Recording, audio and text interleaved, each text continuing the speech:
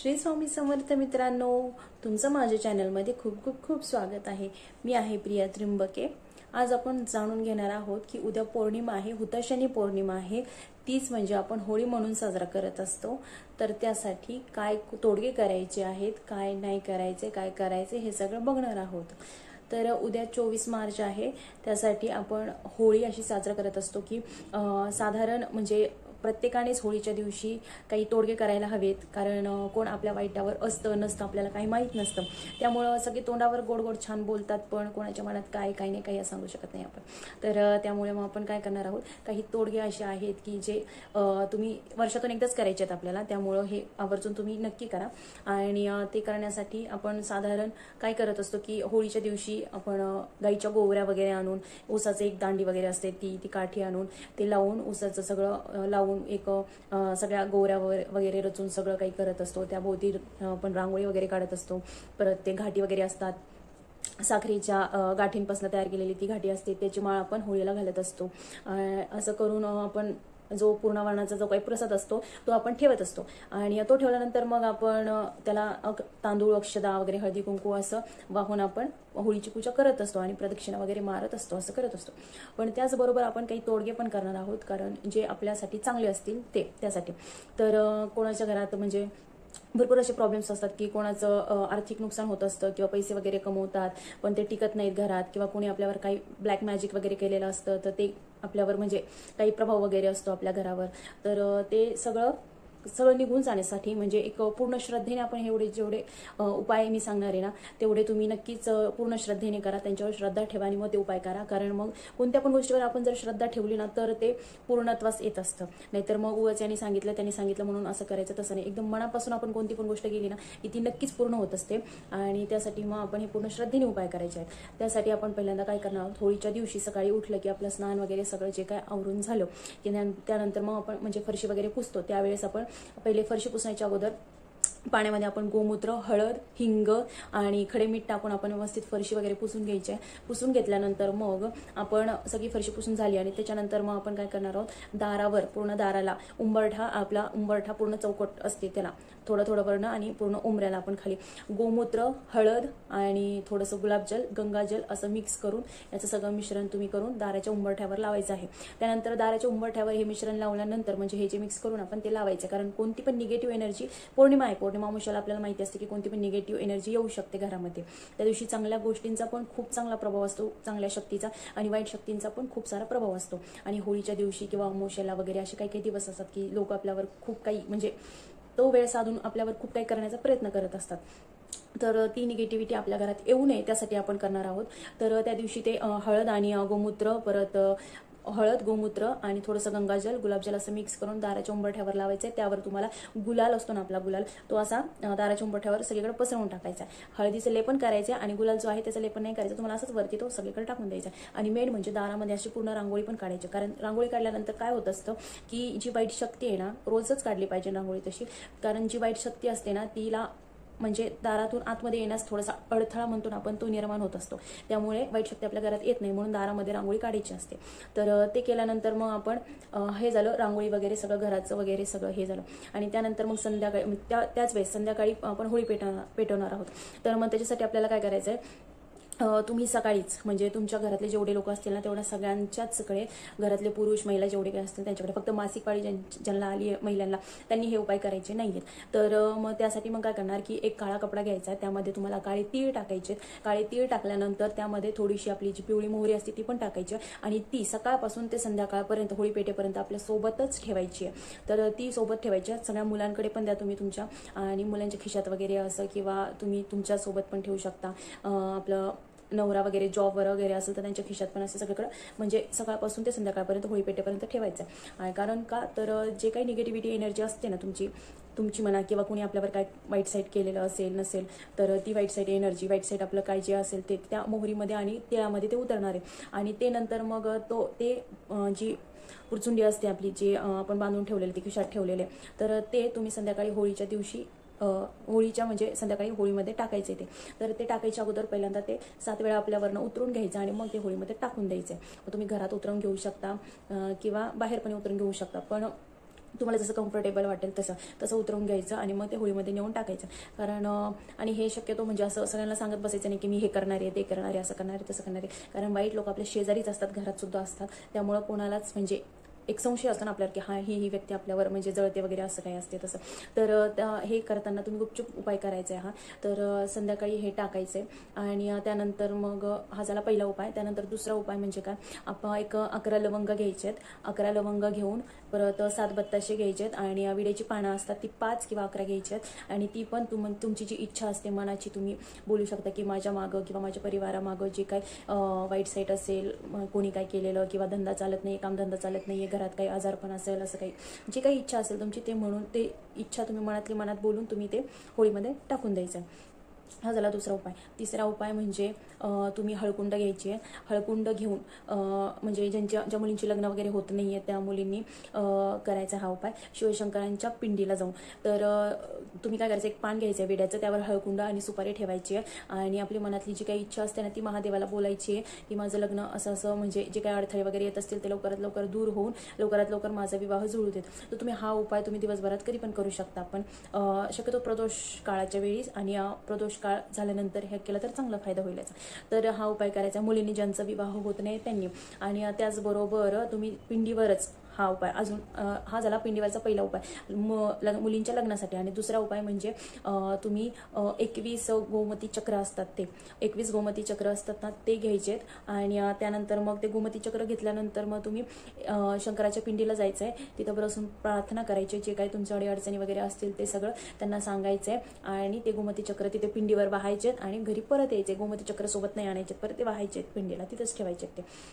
हा झाला दुसरा उपाय. 21 गोमती चक्र घ्यायचे बरं हे. आणि हे झाल्यानंतर मग तुम्ही जेव्हा होळीमध्ये पण घरच्या होळीमध्ये जेव्हा तुम्ही घरची होळी पेटवणार आहात तेव्हा पण तुम्ही काय करायचंय, त्यामध्ये पण 11 लवंग, 5 विड्याची पानं आणि 7 बत्तासे घ्यायचेत आणि त्याचबरोबर 5 गोमती चक्र पण घ्यायचे. आणि हे सगळं घेऊन तुम्ही होळीमध्ये ते पण आपली मनाची जी काही इच्छा असेल, तुमचं जे काही काम धंदा वगैरे याच्यासाठी तुम्ही हे तुम्ही होळीत हे टाकून देणार आहात.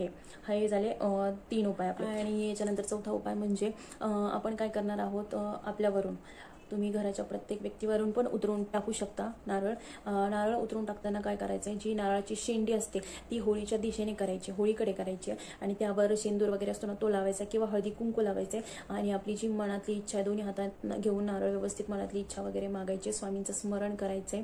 स्वामींचं स्मरण केल्यानंतर मग तुम्ही जी काय तुमची इच्छा आहे की काय मनात इच्छा असेल वगैरे ते बोलून तुम्ही होळीमध्ये ते टाकायचे. नारळ असं फेकून द्यायचं नाही, व्यवस्थित टाका. आणि त्याचबरोबर तसं पण करू शकता किंवा एखादा नारळ आहे ना तुम्ही तुमच्यावरून उतरवून टाकून पूर्ण मागणं सगळा उतारा करून व्यवस्थित 7 वेळा उतरवून टाकून तुम्ही ते होळीमध्ये टाकू शकता. आणि त्यानंतर मग होळी तुम्हाला बरोबर 7 वाजताच पेटवायची आहे. का? कारण प्रदोष वेळ असतो तेव्हा. कारण प्राचीन काळी होळी आपण का पेटवतो की प्रल्हादाची स्टोरी आहे ती. प्राचीन काळी एक राजा होता, त्याचं नाव होतं हिरण्यकश्यप. तर त्याला ब्रह्माकडनं एक वरदान प्राप्त केलं होतं, म्हणजे त्यांनी तपस्या वगैरे असं सगळं काय करून त्याला वरदान प्राप्त झालं होतं की तो कोणत्याही देवदेवतांकडून मारला जाणार नाही, ना दिवसा ना रात्री मारला जाणार नाही, ना शस्त्राने अस्त्राने मारला जाणार नाही, ना घरात ना बाहेर मारला जाणार नाही, म्हणजे ना धरतीवर ना आकाशात मारला जाणार नाही, म्हणजे असं त्याला वरदान प्राप्त झालं होतं. त्याच्यामुळे तो खूप असं त्याला गर्व चढला होता किंवा खूप असं माजुरेपणासारखा करत होता तो. आणि त्याचाच मुलगा प्रल्हाद होता.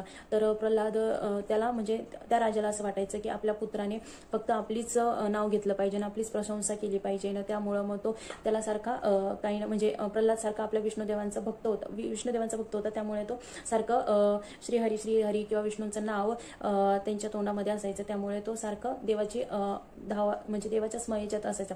तर त्यामुळे मग त्यांनी काय केलं, त्याच्या बापाने की त्याला खूप साऱ्या वेगवेगळ्या प्रकारांनी प्रल्हादाला मारण्याचा प्रयत्न केला, पण तो कोणत्याच याने मेला नाही, कारण त्याच्या मागे स्वतः भगवान विष्णू होते. तर त्यामुळे मग त्या दिवशी बरोबर म्हणजे तो ना दिवसा ना रात्री असं सगळं काही, ना दिवसा ना रात्री, ना धरतीवर ना आकाशात ना घरात ना बाहेर असा मरू शकत नव्हता तो. तर त्याला असं म्हणजे असं वरदान प्राप्त झाल्यामुळे मग त्यावेळेस बरोबर प्रदोष काळी त्याला मारण्यात आलं होतं. त्यामुळं आणि प्लस त्यांनी म्हणजे त्या हिरण्यकश्यपच्या बहिणीला जी होलिका आहे तिला वरदान प्राप्त झालं होतं, म्हणजे तिला एक ओढणी का असं काहीतरी भेटलं होतं की ती तिच्या अंगावर असेपर्यंत तिला म्हणजे जळणार नव्हती, ती जळणार नाही, कितीही मोठी आग असली काय असली तरी ती जळणार नव्हती. त्यामुळे मग तिने तसं वर प्राप्त झालं होतं तिला, तसं तर वरदान भेटलं होतं. म्हणून मग तिच्या भावाने काय केलं, प्रल्हादाच्या वडिलांनी, की आपल्या बहिणीची मदत घेऊन प्रल्हादाला मारण्याचा प्रयत्न केला. मग त्याला आगीमध्ये ती घेऊन बसली होती त्याला जाळण्यासाठी प्रदोष काळीच. आणि म्हणजे तेव्हा तर मग तिने जाळण्याचा प्रयत्न केला, पण याचा धावा आपल्या विष्णूंचा चालूच होता. त्यामुळे जी ओढणी वगैरे होती ना ती तिच्या डोक्यावरून वाऱ्याचे म्हणजे खूप सारा जोरात वारा आल्यानंतर ती ओढणी जी आहे ती प्रल्हादाच्या डोक्यावर आली आणि होलिकेच्या अंगावर ती ओढणी नसल्यामुळे ती जळून खाक झाली आणि प्रल्हाद वाचला. आणि असं झालं. आणि प्रदोष काळी त्याच्या वडिलांना पण मारण्यात आलं होतं. नरसिंह भगवंतांनी तेव्हा अवतार घेतला होता. आणि ते घेतल्यानंतर मग ना म्हणजे त्याला मांडीवर घेऊन नरसिंह देवांनी त्याला आपल्या नखांनी ना कारण त्याला न शस्त्राने ना अस्त्राने मरणार होता तो. मग नरसिंह भगवंतांनी त्यांना काय केलं, आपल्या नखांनी त्याचं पोट फाडलं होतं आपल्या मांडीवर घेऊन, कारण ना धर्तीवर ना आकाशात ना कुठे तो मरणार होता म्हणून. आणि दारात मध्ये घेऊन त्याला, कारण घरात ना बाहेर होता ना तो, मरण येणार नव्हतं त्याला म्हणून, तर त्यांनी दारामध्ये त्याला आपल्या मांडीवर घेऊन आपल्या नखांनी त्याचं पोट फाडलं होतं. अशा प्रकारे प्रल्हादाच्या वडिलांचा मृत्यू झाला होता. त्याच्यामुळे बरोबर होळी ही आपली बरोबर प्रदोष काळीच, कारण तेव्हा दिवस पण नसतो रात्र पण नसते, प्रदोष काळ एक मधला काळ असतो, त्याच्यामुळे ही बरोबर प्रदोष वेळीच होळी पेटवली गेली पाहिजे. आणि त्यामुळं 7 वाजता म्हणजे 7 जेव्हा अंधार आणि उजेड असतो याच्यामध्ये जो प्रदोष काळ असतो तुम्हाला माहितीच असेल, त्यावेळेस ही होळी पेटवायची आहे. आणि हे झालं हे. आणि पुढचा उपाय, ज्या मुलींचे लग्न होत नाही आहेत त्यांच्यासाठी 7 हळकुंड घ्यायचे आहेत. त्यांनी ते 7 हळकुंड घेऊन आपली मनातली इच्छा बोलायची आहे की माझं लग्न होत नाहीये, काय प्रॉब्लेम्स वगैरे येत आहे ते सगळे निघून जावेत, काय जे काय असेल ते बोलायचे मनात. आणि त्या होळीला 7 प्रदक्षिणा घालून ते हळकुंड जे आहे ते होळीमध्ये सोडून द्यायचे. हे झालं लग्नासाठी. आणि ज्या व्यक्तींना गोळ्या वगैरे चालू असतील किंवा औषध वगैरे चालू असतील, गोळ्या वगैरे चालू असतील किंवा औषध वगैरे चालू असतील, तर त्यांनी काय करायचंय, जी आपली गोळी असते ती घ्यायची आहे. आणि 5 गोमती चक्र आणि 5 लवंग घ्यायचे. आणि त्यानंतर मग आपली गोळी असेल ना ती पण त्यामध्ये टाकायची आहे. आणि श्री स्वामी समर्थांचं आपलं स्मरण करायचं आहे, 21 वेळा श्री स्वामी समर्थांचा जप करायचा आहे. त्यानंतर मग जो काही तुम्हाला आजार असेल त्या आजाराचा प्रॉब्लेम तुम्हाला सांगायचं की हा आजार आमचा लवकरात लवकर निघून जाऊ देत, आणि असं म्हणून त्याला होळीला प्रदक्षिणा घालायच्यात. आणि त्यानंतर मग जी काही जी पुरचुंडी असेल तुम्ही बांधलेली, काळ्या कपड्यात बांधा किंवा काळ्या कपड्यामध्येच बांधा, काळ्या कपड्यात बांधा. आणि त्यानंतर 5 गोमती चक्र आणि 5 कवड्या घ्यायच्यात. आणि त्यामध्ये आपली जी गोळी असेल ना, बीपीची गोळी असेल किंवा कमरेची गोळी असते, कोणाला थायरॉइडची गोळी असते, कोणाला कशाची गोळी असते, कोणती पण जी गोळी असेल ती, तर त्या गोळ्या घ्यायच्यात. एक गोळी घ्यायची ती त्यामध्ये टाकायची, ती पुरचुंडी बांधायची आणि मनातली इच्छा बोलून ती होलीमध्ये टाकून द्यायची की हा आजार माझा लवकरात लवकर निघून जाऊ दे.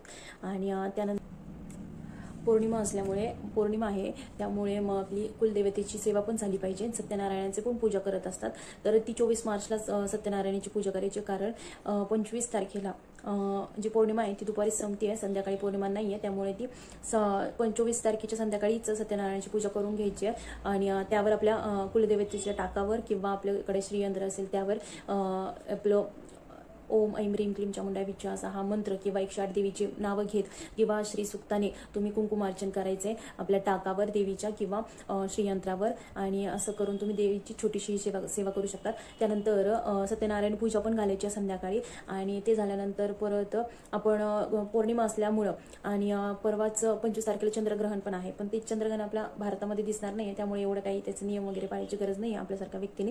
पण गरोदर महिला ज्या असतील त्यांनी नक्कीच काही नियम आहेत ते पाळू शकता तुम्ही.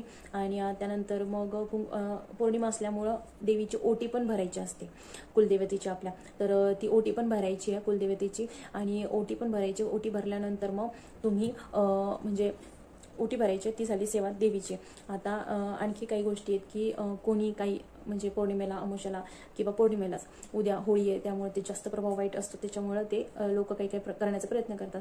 तर कोणी तुम्हाला उद्या समजा लवंग असतात, लवंग खाण्यासाठी दिलं किंवा कोणाकडे काय तुम्ही जेवायला वगैरे गेलात तर कोणाला सवय असते नाही का काही द्यायची, म्हणजे आपल्याला एक कोण आपल्या शेजारी पाजारी आपल्यावर कोण वाईट नजर ठेवून आहे किंवा कोणाच्या डोळ्यामध्ये आपण खुपतोय ते असं तुम्हाला समजतच असेल, तर तशा व्यक्तींकडून एक डाऊट असतो आपल्या या एक व्यक्तीवर की ही आपल्यावर जळतेवर की ही अशाच काही पण करू शकते असं. तर त्या लोकांकडे जरा जास्त लक्ष द्या तुम्ही, कारण ते म्हणजे कोणी काही पण खाण्यातून पण काही पण, म्हणजे आजकाल बरंच असं झालंय की कोणी खाण्यातून पण खूप काही लोकांना खपत नसतं, कोणाची प्रगती झालेली, कोण चांगला कामधंदा केलेला खपत नसतं त्यामुळे, किंवा कोणाचा मुलगा पुढे झालाय शिक्षणात तर त्याला मागे कसं ओढायचं, एखाद्याची मुलगी खूपच चांगले शिकते एखादं तर त्याचा बिझनेस कसा थांबवून धरायचा, असं खूप काही काळ्या नजरेची लोक असतात आपल्या शेजारी पाजारी, आपले नातेवाईक सुद्धा असतात. तर त्यामुळे प्रत्येक जणच नाही म्हणत मी, पण काही ठराविक आपल्याला समजतं की कोणी असं ते. तर त्या लोकांनी जर तुम्हाला समजा विलायची असते आपली हिरवी विलायची खायला दिली, किंवा पान असतं, पानात तुम्ही तर समजू शकता की पान असतं ते पूर्ण बनवलेलं, त्यात कोणी पण काय पण टाकून देऊ शकता ते. परत उद्याच्या दिवशी सांगते बरं का, उद्याच्या दिवशी जर हे तुम्हाला कोणी खायला दिलं तर ते खाऊ नका, कारण ते वाईट असतं. पान लवंग कोणी दिला ते, परत पांढरी खीर वगैरे ते, किंवा अजून विड्याचं पान वगैरे ते असं काही दिलं खायला कोणी तर ते तुम्ही खाऊ नका. पांढऱ्या वस्तू म्हणजे अशा, म्हणजे एखाद्याच्या घरी सत्यनारायण वगैरे असेल ते दूध वगैरे मसाला दुधामध्ये पण देतात, पण जर असं एखाद्याच्या घरी जर काही चांगलं असेल, पौर्णिमा असेल म्हणून त्यांनी काही दूध वगैरे जर वाटेल, म्हणजे असं प्रत्येक लोकांकडे तुम्ही संशय नजरेने बघू नका. काही ठराविक माणसं असतात जे आपल्याला माहिती असतात की कोण असं करू शकतं, त्या व्यक्तींचं तुम्हाला सांगते. नाही तर प्रत्येकावर संशय घेत बसाल तर मग जगणंच मुश्किल होऊन जाईल. तसं नाही. तर हे जे आहे म्हणजे संशयी माणसं आहेत ना, तर त्यांच्यावर तुम्ही तसं ते त्यांच्यापासून थोडं सावध राहा. तर ह्या गोष्टी जर तुम्ही खायच्या टाळल्या त्या दिवशी तर तुमच्यासाठी चांगलं राहील. आजच्या ब्लॉगमध्ये एवढंच, भेटू पुढच्या ब्लॉगमध्ये. तोपर्यंत श्री स्वामी समर्थ. होळीच्या सगळ्यांना हार्दिक शुभेच्छा. हॅपी धुलीवंदन. श्री स्वामी समर्थ. धन्यवाद.